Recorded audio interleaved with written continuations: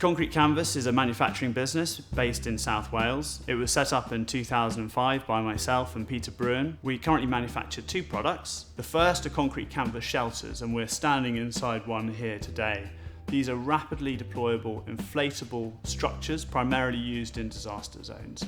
The other product that we make that's used in the shelters is concrete canvas material.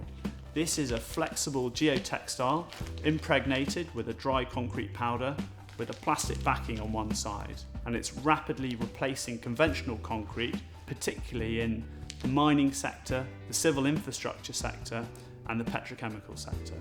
The Welsh Government have been fantastic in supporting our business right from the start. When we moved to South Wales in 2007, they provided capital equipment grant, and that really took the business from pre-production prototypes to a commercially viable operation.